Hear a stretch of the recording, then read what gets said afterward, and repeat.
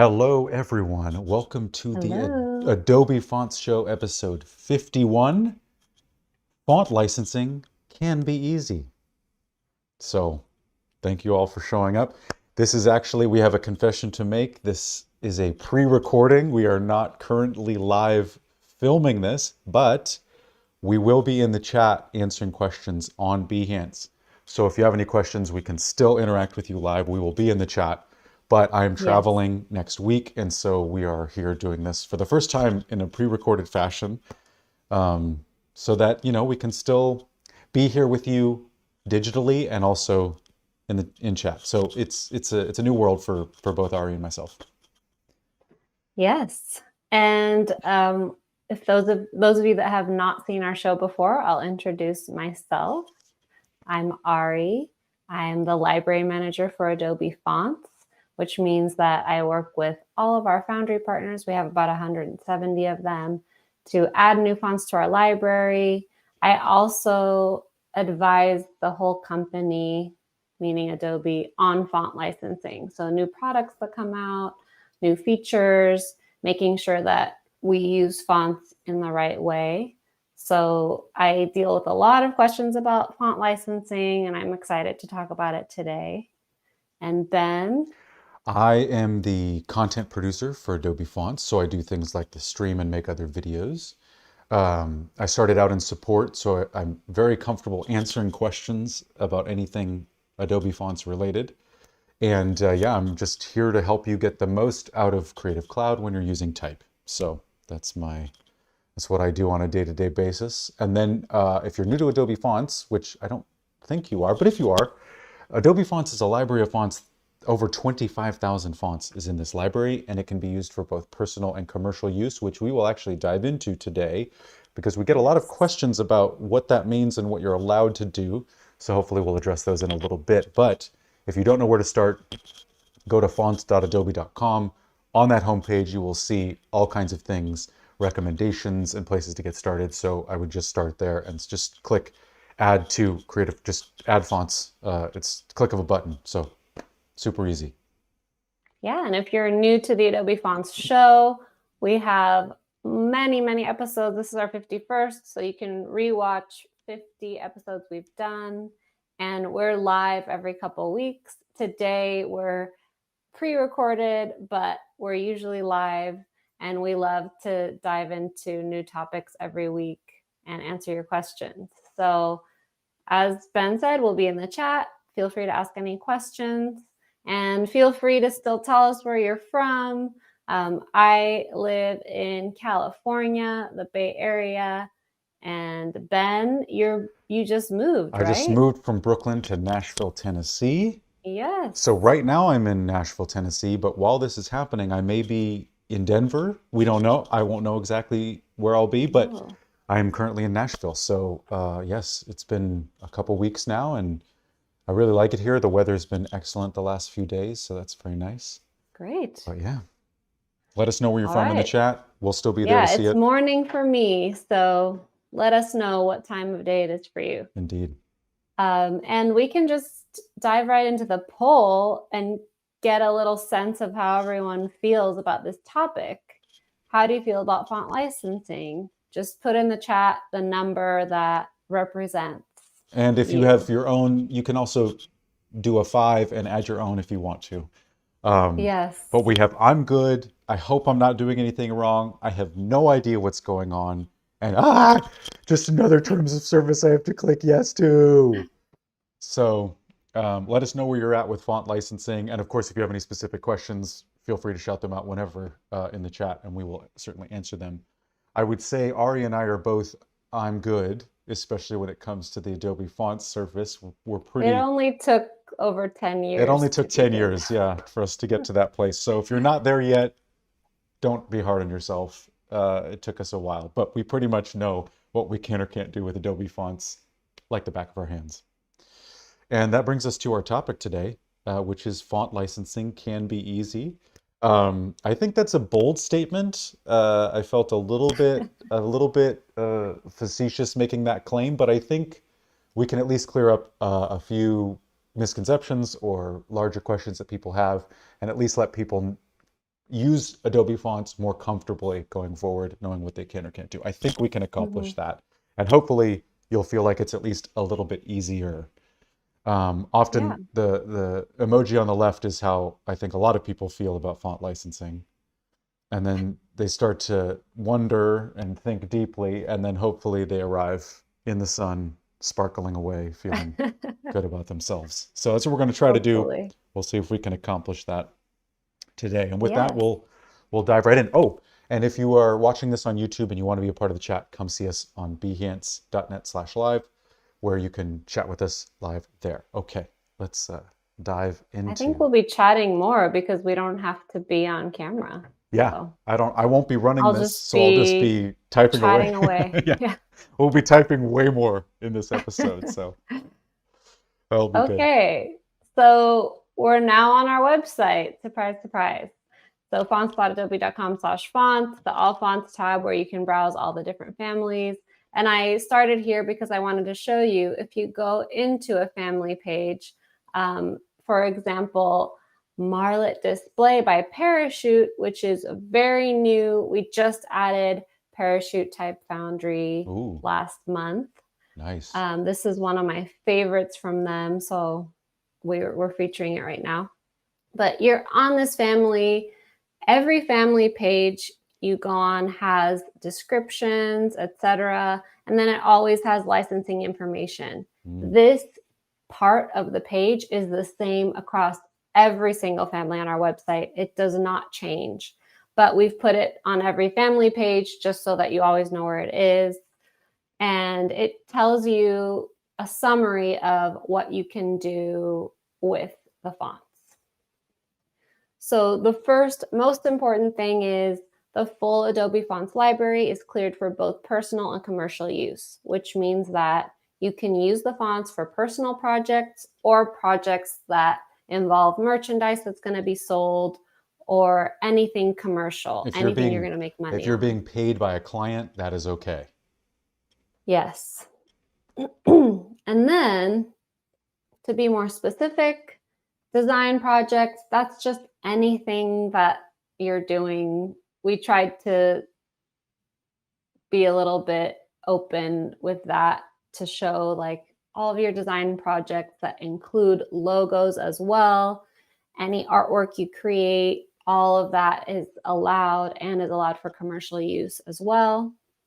And that's mostly on your desktop apps. Desktop has become a little bit of a outdated term at this point because you can do stuff on your iPad. You can do stuff on Adobe Express, for example, which is a web app. There's a lot of web apps now that have come out. There's a lot of iPad. You can do stuff on mobile. So it doesn't necessarily mean that you're sitting at your desktop computer. Yeah. But when I say desktop, I mean that you're creating something that's not a website. Anything that's not a website, anything that you're creating for like social graphics, print, artwork, merchandise, and you're creating it using a design app is in kind of that category. Hopefully that makes sense. And then website publishing. So all of our fonts can be used for the creation of websites. And this is totally allowed. And we'll go into more detail on that. Then That's actually, PDFs. really Go quick. ahead. That is where Yes. all of this began, was adding web fonts to websites. Typekit, formerly Adobe Fonts is formerly Typekit. And that started with only the service of a very small number of foundries adding their fonts to Typekit. And then you would pay a subscription, and then you would be able to use those fonts within your website and websites. And then Typekit was acquired by Adobe, and that expanded to desktop fonts, like we're calling desktop fonts, but fonts used in Adobe apps and Creative Cloud and on Express now and all of that other stuff. But it all started with web fonts. So website publishing was the very beginning of all of this stuff. Yes. So it's the origin of our service. And then we also included these other categories, PDFs and video. So even though you could probably group them in design projects, we get a lot of questions about these. So we wanted to make sure those are shown separately. Also, I think one of the reasons we show that too is that often broadcast, which is video, often is a separate license if you're buying a perpetual license. So yes, if you're buying a perpetual license to make a logo, that would be pretty standard. But if you want to buy something that's going to be in a movie or on a TV commercial and it's going to be seen by millions and millions of people, you might have to buy a special license for that depending on how many impressions it's going to get or how widely distributed that ad is going to be seen. However, under Adobe Fonts, this is very simplified because you don't have to know how many people are going to see your ad or how many people are going to see that video. It's all under the same license. yes. Yeah. And when Ben talks about buying a perpetual license, he means if you go to a distributor or a foundry. Myfonts.com is an example. Yeah, myfonts.com, Yeah. fonts.com, Yeah. all these other ways to get fonts when you're purchasing them retail. There are these different types of licenses that you may need to get. So that is the reason why we get these questions, because people say, oh, I had to pay extra to use this font in a movie when I bought it. Do I have to do that with Adobe Fonts? And the answer is no. So for PDFs, you can embed the fonts from our service in PDFs. You cannot, we don't allow editable embedding. So if they're embedded in the PDF, it's only for viewing and printing by a person who receives it. The person who receives it can't make edits to that PDF using the same font unless they have it themselves. And then for video and broadcast, totally fine. We don't have any restrictions there. And then here, if you click on FAQ right here, it takes you to this long page. And we'll go into that and we'll see some actual real questions from customers in a little bit. But I just wanted to go into the main things that we don't allow with Adobe Fonts. So number one is embedding fonts in a mobile app. This is not possible using our service. We don't have a technical way for you to do it at all. So this is something that you might need to go to a foundry or a different distributor to get. And you'll often see at retail font sites, you will see a mobile or app license. You'll see it as an app license or a mobile license. Yes. And usually you'll tell people how many times you think people are going to install that or how popular the app is, that kind of thing. So that's something to look out for. Yes. So they're usually sold in tiers, those licenses based on the impressions that the app is going to get. The same as other distributors will sell web font licenses in tiers based on the page views the website's going to get. So when you're dealing with buying fonts elsewhere, those are the kind of things you're going to see. The other thing that we do not allow is self-hosting web font files on your own server. So to use our fonts on your website, you need to create a web project through our service.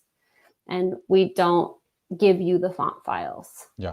So it's a very different, self-hosting is very different. It works for a lot of companies because it helps load times, right, Ben? Yeah, so the reasons people would want to self-host, I mean, a lot of larger companies are hosting they have something called a CDN, which is basically they have servers all over the world. And so they want to use all of their own assets for their websites. When you're serving web fonts, the font is an asset of the site, just like an image would be, just like the text of the site would be. It is being served along with everything else. And so when you're using our service, it comes from our servers, and we're hosting those font files for you, and then they get added to your website using a web project on our service. When it's self-hosted, you take the actual font files themselves, you put them on your servers, and then that is what is delivering them to the browser when someone comes to your site. So in this case, self-hosting is not allowed, but often you can buy a self-hosting license, like Ari was mentioning, at different tiers directly from a foundry or from a reseller if that's something that you need. I will say that in terms of loading, we also use a CDN for our service. And so the fonts tend to load incredibly quickly and very fast. And certainly if you don't have your own CDN, if you're not a large company, using our service is going to be faster than what it would be serving it on your own, generally, unless you have really, really fast servers for a small project. But so yeah, so there's a little bit of trade-offs there given, either way. But again, a lot of large companies use our hosted fonts as well because it's just very affordable and very easy to set up. So, Yes. yeah. And none of these uses cost anything extra. This is everything That comes what we're with talking about is Creative what Cloud. comes with your Creative Cloud subscription or whatever subscription has given you access to Adobe Fonts. And then other things that we don't offer are custom services such as modifications of the font. A lot of times a company will like a font or a client will like a font, but they'll say, hey, we want to use this across our whole publication, but we want the O to look different. Can you change the O? Right. And this is a request that foundries get a lot. And they will create a custom version and they'll charge for that. And that's something you need to go directly to the foundry for that we don't offer. This might be a little too inside baseball, but what is a foundry? A foundry is the company or designer or collection of designers that has designed the font and owns the intellectual property. So they will be the ones that you go to request something like a custom modification or to buy a license. A lot of foundries have their own store, and then most of them also distribute on something like MyFont as well. I think of foundries kind of like record labels. So yeah. you can have one artist that has their own record label. So you can have one designer who also has their own foundry. But you can also have a label that manages and takes care of a lot of artists under the same name. And then those same artists can put their stuff on Spotify and on Apple Music and on Bandcamp and all these different places they can distribute their music. But the people that own it are either the foundry or the designer or the artist. Yeah. Very, very similar kind of situation. Yeah, exactly. So the last thing that we've shown here is volume licensing. So a lot of these are catered towards large organizations. So a large company that has thousands of employees, for example, needs to give access to all of their employees to a specific font. And in those cases, they want to be able to manage those fonts in a way that we can't really help with. For example, this is our brand font. We want 5,000 people to have access to this brand font, but we only want them to be able to use these specific styles of it. We don't want them to be able to use other fonts because then they could use something wrong and then the branding is off, et cetera, et cetera. Right, so if all of those people were using Adobe Fonts, they would have access not only to every variation of their brand font, but they would have access to thousands and thousands of other fonts. Yeah. Yeah, so a lot of times companies don't want their employees to have access to 25,000 fonts, and they want more of a granular font management system, or they want just, I just want everyone to have access to this font. I don't want everyone to have Creative Cloud licenses. Yeah. Like those kind of questions that we get, and we can't accommodate that. So that's listed here. At that scale, if you were buying our entire library for your whole team, that wouldn't make any sense. It would make way more sense to get Creative Cloud to get access to all those fonts. But if you just want one font for your whole team, it's much more cost effective at that scale to just buy the one font for everybody than it would be to need all of the 25. You just don't need all those fonts. They don't need all those people are not creatives. All those people are not in need of all the apps. That's another good point. So a team, like the same organization might have Creative Cloud, but they might have only maybe 50 licenses for all of their creative team. But you have people who are writing emails, you have people who are doing sales calls, you have all these people who still need to use a brand font who don't need access to Creative Cloud in that particular case. Yeah. So those kinds of things you would have to go to the Foundry for, and we have a handy link on every page that goes to the Foundry that created that typeface that you're looking at. And then it just takes you straight to their website. And then you can buy fonts. You can look at their services, like we were talking about, custom modifications. So Parachute here, they have all of their information for that. So you just go straight to that link. If you wanted to buy the font that we were looking at, let's say it was Centros, whatever it is, you go here, you look at buying options, and then you see all of the buying options. And this is different for every Foundry. Okay. So this is where if you really need to get a different kind of license, you look through and you see what you need and you purchase it according to what your organization or your client needs. And we've put, as I said, every family page has this information and has the link to the Foundry so that it's pretty easy to get there and see what you need to get. Indeed. But for the majority of cases, you're covered, especially if you either are an individual working on a project or a small company working on a project. A lot of the things we don't offer are more towards the enterprise level. And foundries are very adept at working with these large companies. It's common that they need to provide these large licenses. So when you reach out to a foundry, if you're in need of any of those extra services, it should be a pretty seamless process. And one other thing I'll talk about. So Marlet Display, this example is a font that's in our premium library. So if you have a paid subscription, let's see what open source fonts we have. For example, we have Fira Sans, which is an open source font, and this is available for free. You can get it online. You can download it in multiple places online, and Adobe Fonts is just one other place you can get it. And on all of the open source fonts on our site, we have this open source details, and it shows that it's available by open source license. You can use it with your account just like any other font. And then it has the license details here. So I'm saying this to show that even if a font is free, even if it's open source, it does have a license. And you can always check on what that license says. Most of them are available through the OFL, which is the Open Font License. And it's pretty permissive. The SIL Open Font License, it's for most, I would say 95% of the things you want to do, maybe 99%, it's totally fine. But in case you need to check, you can look through the Open Font License. And then open source is just one type of free font. There's lots of different types of free fonts that you'll find online.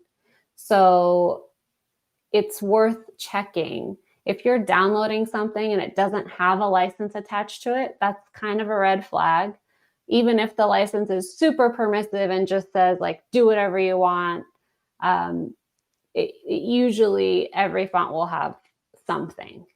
So make sure that any fonts that you find online come with some type of license, and then you know that you're getting the right thing and you're covered for what you're doing. Also, I would keep an eye out for, I would say, open source fonts. If you're browsing for open source fonts, that is a better way to find free fonts than just Googling free fonts, because you will find a lot of places that have commercial fonts that have basically been pirated that you can download that are free, meaning you can get access to them without paying, but they aren't free because you don't actually have a license if you use those fonts. So looking for words like open source or, going to Google Fonts is a good place to find open source fonts, because a lot of fonts, Yes.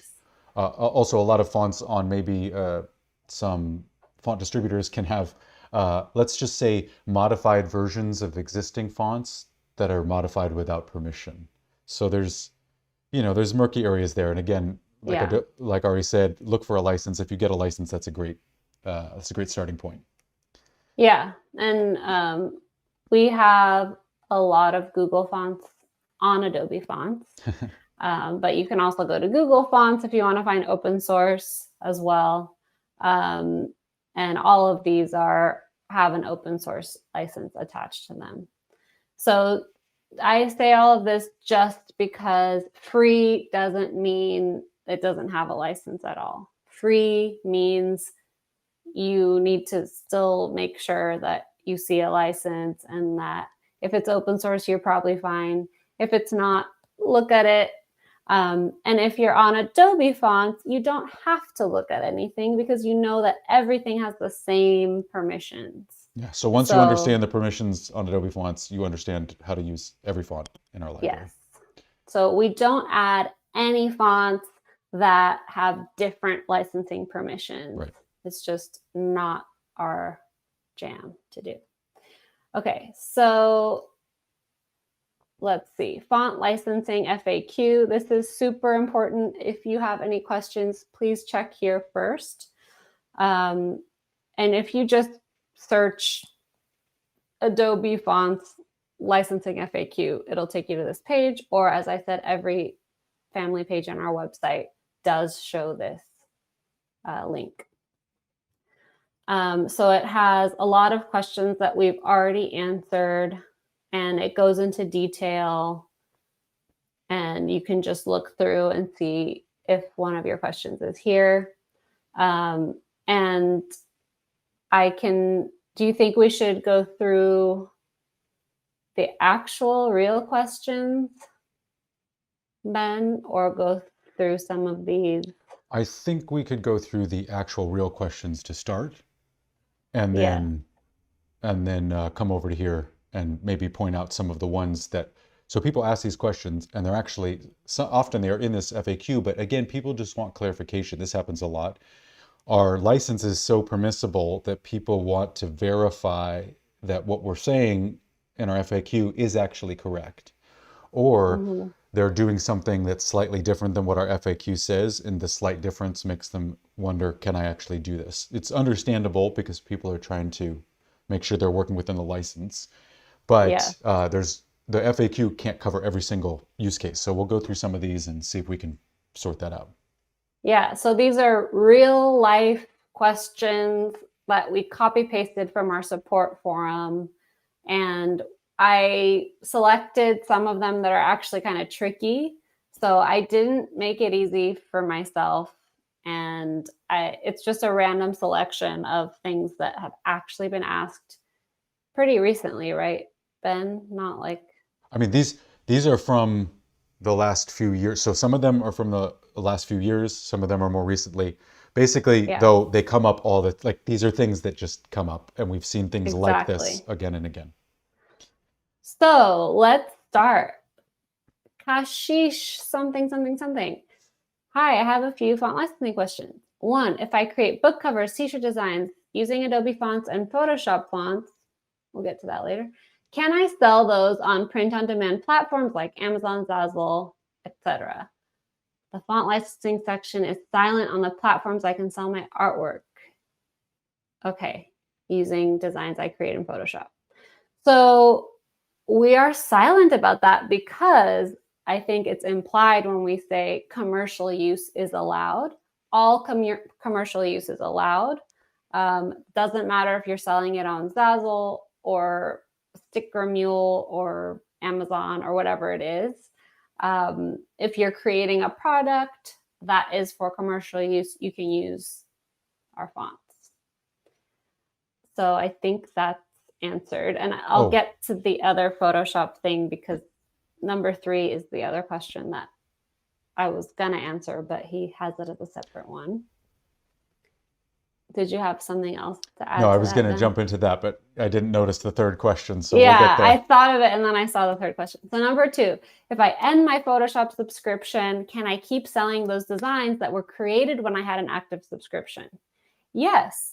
So once you create a design using a font, that now becomes artwork, right? It's not the font isn't embedded in it. You've just created some artwork that used the font, and that artwork is yours. You can do whatever you want with it, even if you're no longer an active subscriber and you're not paying us anymore. That is We're key. not going to say, Yeah. oh, give us back all the stuff you made and never sell it again. No, That is key. you're good. We get this question a lot. So I have Creative Cloud. I make a logo for a client. 2 years later, I no longer am a designer. I don't have Creative Cloud anymore. Can that client still use the logo? The answer is yes, because you were licensed to use that font when you created that artwork, and you exported that artwork in a manner that doesn't require the font to use it or print it or do anything with it. So that's kind of the distinction there. So as long as you export your artwork, it will be in that form in perpetuity, as long as you make backups and all of that fun stuff. But yeah, you'll have it. So right. Okay. Are Adobe fonts and Photoshop fonts the same thing? So I'm an illustrator, but I will use this as an example. The same thing applies. Yeah, same thing applies in Photoshop. So the answer is no. The fonts that are in your font menu in Photoshop are 3 different things. Number 1, fonts from Adobe Fonts. Number 2, fonts from your computer, your system fonts, as we call them. And number 3, fonts that come with Photoshop, what we call bundled fonts. So there's 3 different types there. For the bundled fonts and the fonts from our service, it's pretty much the same thing as far as what you're allowed to do with them. You're allowed to use them for commercial use.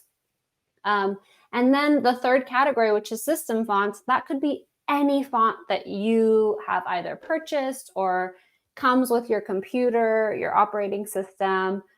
We have no idea what fonts those are. So that's where you have to check on those. And you know. Some of those fonts come with Windows or with Mac OS. Some of those fonts can come from other apps that you've installed. Some of those fonts could be fonts you purchased a long time ago and you've used them on many computers over the years. It could be any one of those things. So unfortunately, if they're not in Adobe Fonts or bundled with Creative Cloud apps, we can't really speak to the licenses. And so it's worth finding out where those fonts came from to figure out the license.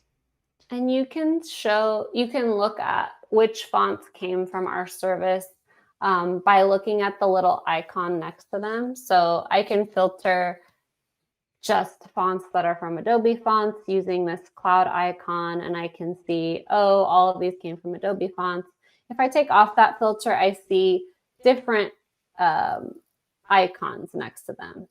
So this is a good indicator if you're using a font and it doesn't have that cloud icon with a check mark, that it's either from your computer or bundled with Photoshop. So then you can see like, oh, is this a font that I purchased before, or where did it come from? And then you can decide if you can use it for the purpose that you wanted to use it. Hopefully that makes sense. Yeah, so when someone says Photoshop fonts, that describes 2 things.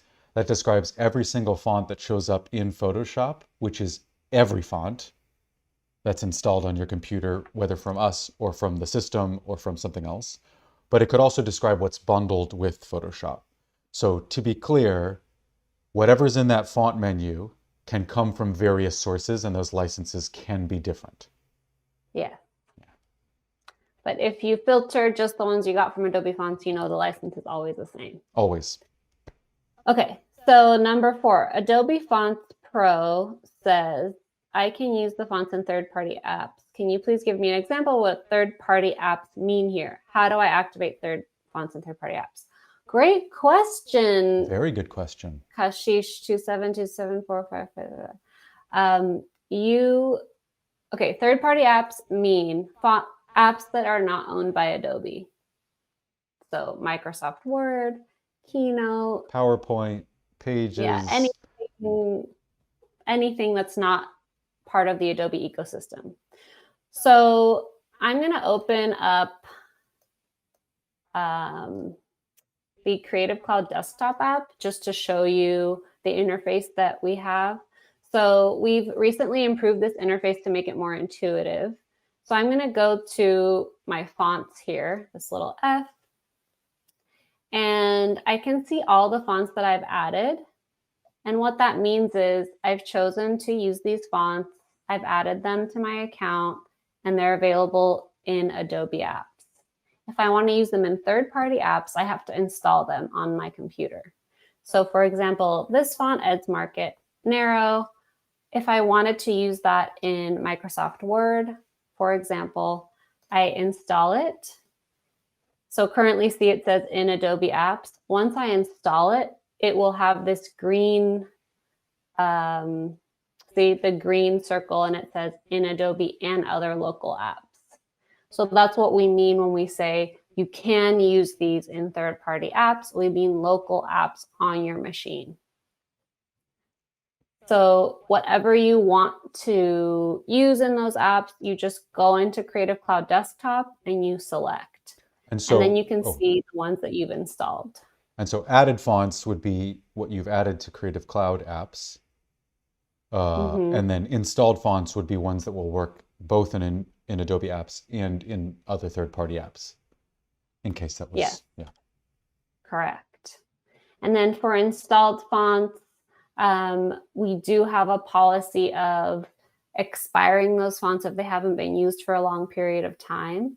So this, if this happens, we also notify you like, hey, you haven't used this in a while. Do you still want to continue using it? And you can then renew. I currently don't have any expired ones, but you can then renew them, if they're expiring soon, or reinstall them if they recently expired through the Creative Cloud Desktop app. Hopefully that makes sense. Let us know if you have any questions in the chat. Okay, who's next? GeoBop. I jumped into the world of EPUBs. That sounds so exciting. Assuming any fonts that are on my computer are free to use. I was shocked to learn this isn't true. However, I next learned that Adobe Fonts can be used in EPUBs if you're subscribed to Creative Cloud. But I have a couple questions. First, suppose I publish an EPUB that uses an Adobe font and I cancel my subscription. Is my EPUB still legal? This is a similar question to before. Second, are the rules the same for using Adobe Fonts on websites, in graphics, ads, etc.? Okay, so I think we've answered most of these questions already. EPUB the rules for EPUB also apply to PDF, what we've been referring to as PDF up until now, that you can embed fonts in a PDF from Adobe Fonts for printing and viewing the document. And yes, if you stop your subscription and you still have this PDF, it's totally fine. You've created it when you had that license at the time, and then it doesn't matter that you don't have the license anymore. And if that's an ebook or a Kindle book or something like that, same thing applies. Yes. And then the rules for using fonts on websites, in graphics, ads, etc., we've gone through. That's all permitted. Commercial use is permitted. So one thing I will say about, just websites really quick, is that in the case of websites, you shouldn't host the fonts for your clients.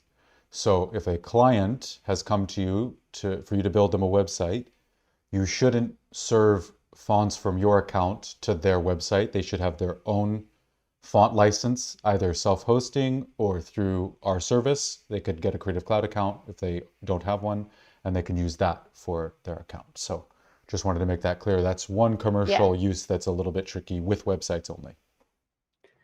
That is a question we get a lot, and it's a policy that was introduced in 2019, actually, where we said whoever creates the website needs to have the Creative Cloud license.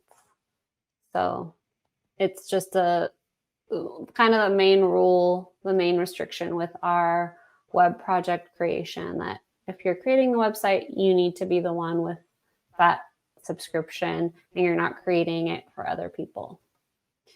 So if you create something for someone, just make sure that they also have a Creative Cloud account, and then they can own that. You know, you can design a website for them, but they need to own the account that's created the web project, and then continue to own that. Okay. What's next? Hi, I have a question. I use the full Adobe suite and have access to Adobe Fonts. I saw that I can't use the selected font to embed in the application. Can I embed an image with a given font in the application? Yes. So if it's, for example, you're creating a mobile app, you can create artwork using a font and then use that in your mobile app or whatever you're creating, whatever you're doing that needs to be embedded. That's just artwork at that point. It's not the font. So there isn't a restriction on that. Yeah, so what you can't do is add the font files themselves to the mobile or otherwise application and have them be distributed with that application. So this, again, this is the mobile licensing or the app licensing we talked about earlier. That's what this is referring to. If you create an image is not a font, it's not a font file, it's artwork at that point, and that is totally fine. So like Ari said, but I just want to, this gets a little tricky, but when people talk about mobile app licensing, generally they want to know if they can have the font itself be included with the software that you're distributing to other people. So you have an app in the App Store, and with that app comes a font that allows all of the text in that font to render using that font. And so that's what app licensing is. Right. Yeah. So for Joanna, the answer is she's okay to use whatever she's trying to do. Ink Beat. I normally use Google Fonts, new to Adobe Fonts. My question is, what will happen if I use an Adobe font, Museo Sans, in my web app project after my subscription expired time period? How do I get, okay, there's multiple questions. So they have a web project with this font in it. What if they stop? It's being used on a website somewhere. Yes, it's being used on a website. Now, in this case, it's not like you created artwork that's now become artwork. You're actually using the font. So once you stop paying us, you no longer have a license to use this font on your website. And that includes, yeah, that includes web projects in that case. Yes. And then how do I get TTF format of this font? You can't get a TTF or any file format of the font from our service as a file that just like is extracted and that you might self-host or otherwise. You can't do that through our service. That's not allowed. It's not provided. So to get the font file for this font, you would have to go to the foundry or a distributor and buy a license from them and buy the font from them. And if it's an open source font, you can probably get a version of the font file that way. So if it was from Google or another, some foundries even open source some of their fonts. Adobe has some open source fonts like the Source family. So if you wanted to get, if you were using Source Sans or Source Serif and you wanted to use that, you could go find that on GitHub and other places you could find to download that. So yeah, but for the most part, you'll end up purchasing a license if you want the actual font files. Right.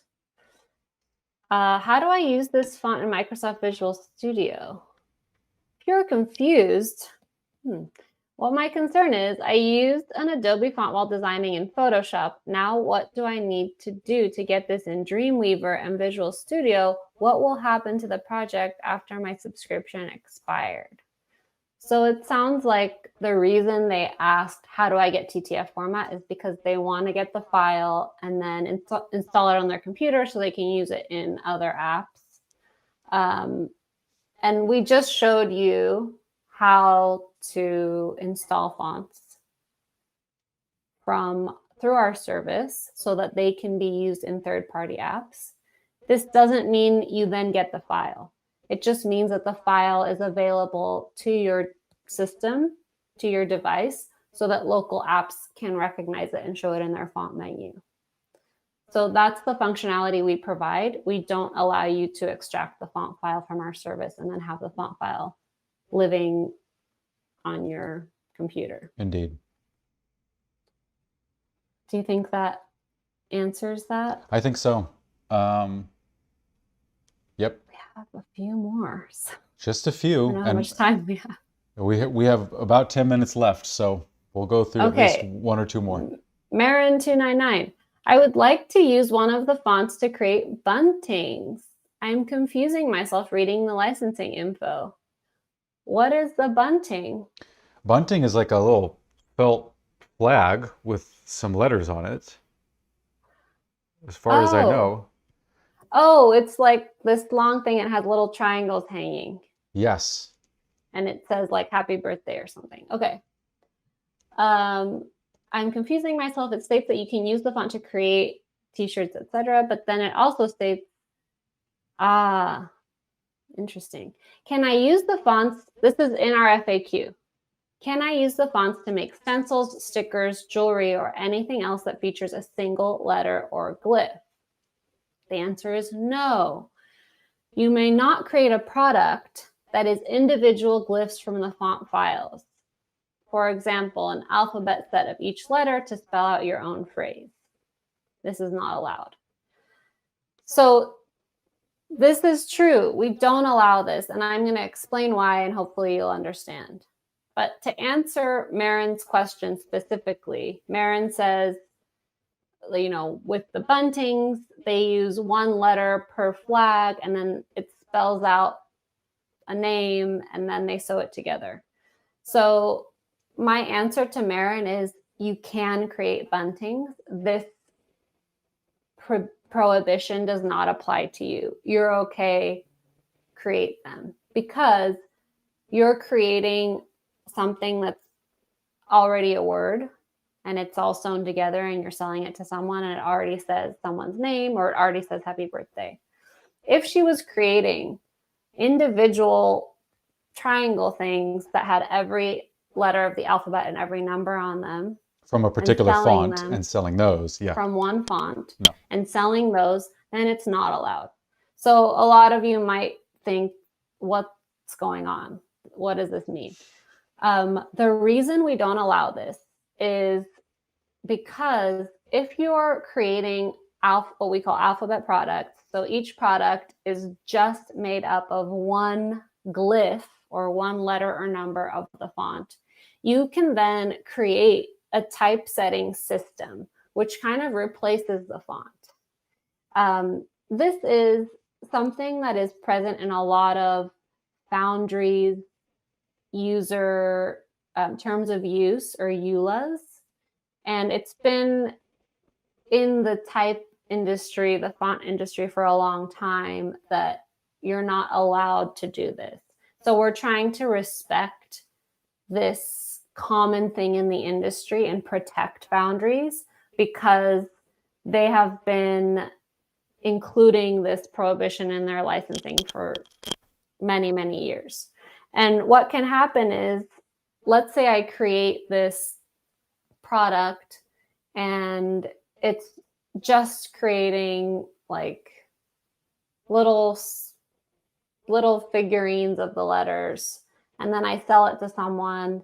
They could then configure the letters any way they want, create any words they want, any products they want, and they would never need to have the font. So this is, hopefully this makes sense, Ben. I don't know if you could phrase it in a clearer way than I'm phrasing it. It's kind of like reproducing the font, basically.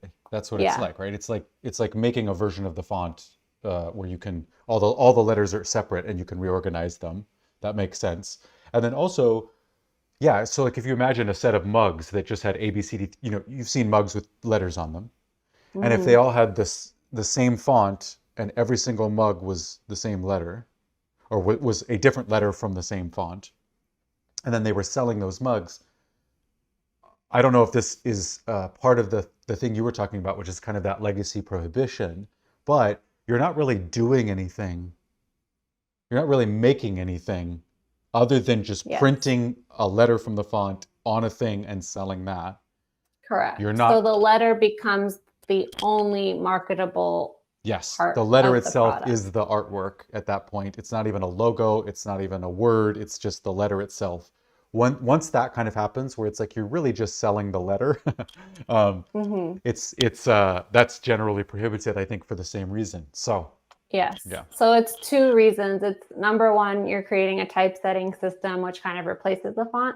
Number two, you're using that designer's letter, for example, the A of this specific font, you're just making it into a plastic thing and making it a keychain. And then your whole product, the whole marketability and value of your product is based on that A.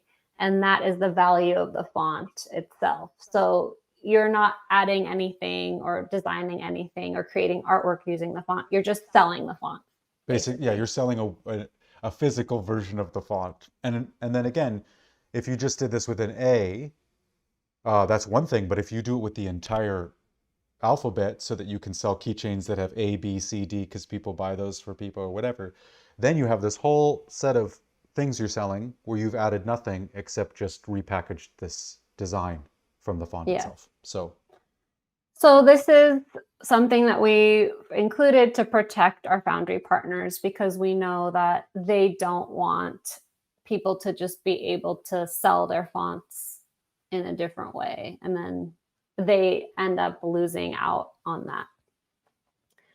Hopefully that makes sense. I think that was a really interesting question from Marin. mhm. And I feel bad that it could be that confusing with a product like the one they were creating, but But I'm glad we can clear that up.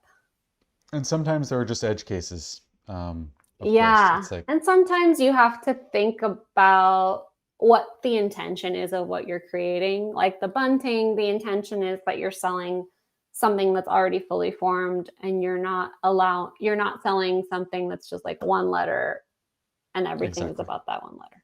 Okay, let's do this last one really fast. Okay, so this person, I found a font called Gill Sans Ultra Bold in the fonts list in Illustrator with the little O next to it, which I believe indicates open type. I think they're talking about what I showed earlier. When you're in your font menu, there's different little icons and There's it an could be an O. O. Okay, whoops, I just changed the font. If you press I don't escape, want to that do might work. I don't know. There we go. that. Okay, so they've ultra bold. They found the little O next to it. I cannot find this exact font when I search Adobe Fonts on the website. There's a similar font called Gill Sans Nova Ultra Bold, but it's not exactly the same. So is Gill Sans Ultra Bold covered under the same licensing rules as other Adobe fonts, or are they different? Okay, this has a lot of layers to unpack. We got to do Number it fast though. one, We only have 1 minute. Number one is what we talked about earlier. We said that there's in your font menu in Illustrator or Photoshop, you're going to see fonts from your device, fonts you've purchased, all kinds of different fonts. It doesn't mean that they're all in the Adobe Fonts library. So when this person went to the Adobe Fonts library and they were looking for that specific font, they didn't find it. It means we just don't have it in our library. It means they got it from somewhere else. Maybe they purchased it a long time ago. They don't remember. So they need to make sure of where their fonts are coming from. The font did not come from us. Therefore, it does not have the same licensing as the fonts that came from us. So if you bought something separately and then you see something similar in our library, doesn't mean they have the same license. Nope. That's the answer. Very well said. And I think if you had trouble following that, watch the replay, slow it down to half speed, and it'll be perfect. All right. I needed to get the answer out. That's all the time we have today for these questions. So, okay, if you enjoyed this, follow us at behance.net/Adobe Fonts. And this episode and every other episode will be posted there. We post future episodes there as well before they go live, so you can come see us live when we're normally live. Yeah, all of that. And then if you have any questions about font licensing, you can also message us there if that's a thing. And then if you want to let us know what you think of Adobe Fonts or have any feature requests, font requests, anything like that, go to adobefonts.uservoice.com. Our teams look at that. We do look at it frequently, and we keep track of what people are asking for. So go check that out. Ari, anything else before we end? No, that's it. Okay. We'll be here to answer your questions. We will, and hopefully that was helpful to everybody. We'll see you next time. Thank you for joining us. Bye-bye. Bye.